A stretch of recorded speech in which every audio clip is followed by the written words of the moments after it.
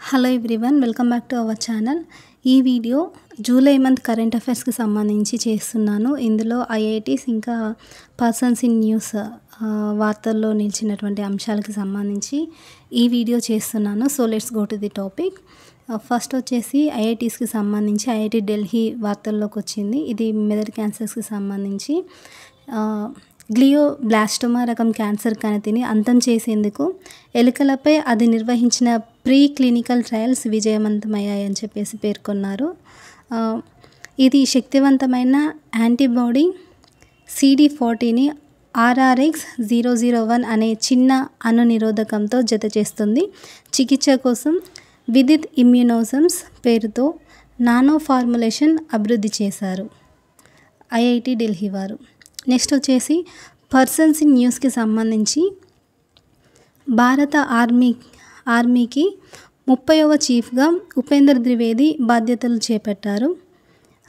భారత army chief general Manoj Pandey పదవీ విరమణ చేయగా ఆయన స్థానంలో లెఫ్టినెంట్ జనరల్ ఉపేంద్ర ద్వివేది ఆ బాధ్యతలు చేపట్టారు. ఇప్పటికే నేవీ చీఫ్గా కొనసాగుతున్న అడ్మిరల్ దినేష్ త్రిపాఠికి జనరల్ ఉపేంద్ర సహాధ్యాయ్ చిన్ననాటి మిత్రులు కావడం విశేషం. నెక్స్ట్ వచ్చేసి CBDT చీఫ్గా రవి అగర్వాల్, దానికి సంబంధించి ప్రత్యక్ష పన్నుల కేంద్ర బోర్డు CBDT నూతన చైర్మన్గా రవి అగర్వాల్ నియమితులయ్యారు. 1988 బ్యాచ్ IRS అధికారి రవి ప్రస్తుతం చైర్మన్గా వ్యవహరిస్తున్నటువంటి నితిన్ గుప్తా స్థానాన్ని భర్తీ చేశారు. CBDT చీఫ్గా జూన్ 2022లో నియమితులైన గుప్తా గతేడాది సెప్టెంబర్లోనే పదవీ విరమణ కావాల్సి ఉండగా పదవీ కాలాన్ని 9 నెలలు పొడిగించింది. దీంతో జూన్ 30న పదవీ విరమణ చేశారు వీరు. నెక్స్ట్ వచ్చేసి క్షయ నిర్మూలన కార్యక్రమానికి ముఖ్య సలహాదారుగా సౌమ్య స్వామినాథన్ ఎన్నికయ్యారు. నెక్స్ట్ మిస్ ఏఐగా మొరాకో సుందరి కెంజాలేలి వార్తల్లోకి వచ్చారు. ప్రపంచంలోనే తొలిసారి నిర్వహించిన మిస్ ఏఐ పోటీల్లో మొరాకోకు చెందిన ఇన్ఫ్లుయెన్సర్ కెంజాలేలి విజేతగా నిలిచి కిరీటాన్ని అందుకుంది.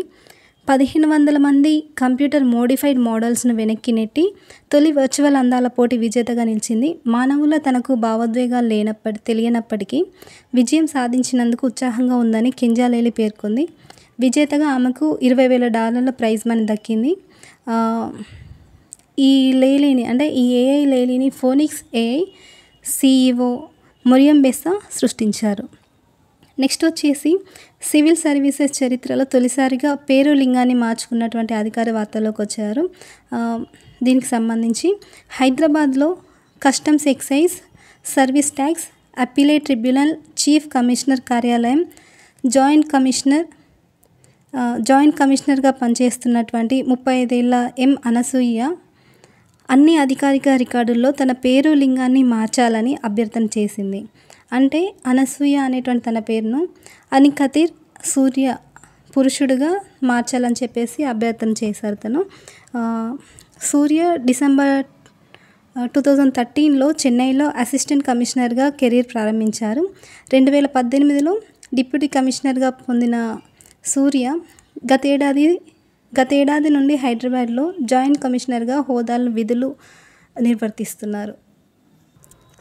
నెక్స్ట్ వచ్చేసి యునైటెడ్ అరబ్ ఎమిరేట్స్ UAE రాజధాని అబుదాబిలోని ఓ వీధికి భారతీయ వైద్యుడు జార్జ్ మాథ్యూ పేరు పెట్టారు. తన వయసు 84 సంవత్సరాలు. జార్జ్ మాథ్యూ స్ట్రీట్గా పేరు అనేది పెట్టడం జరిగింది.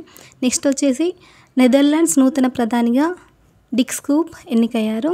నెక్స్ట్ ఇరాన్ అధ్యక్ష ఎన్నికల్లో పెజెష్కియాన్ విజయం సాధించారు. సో ఇవన్నీ ఈ వీడియోకి సంబంధించినటువంటి information.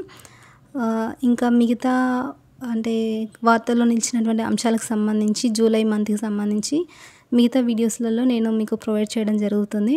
Thank you so much అండి. ప్రతి ఒక్కరూ నాకు సపోర్ట్ చేస్తున్నారు, దానికి కృతజ్ఞతలు అందరికీ.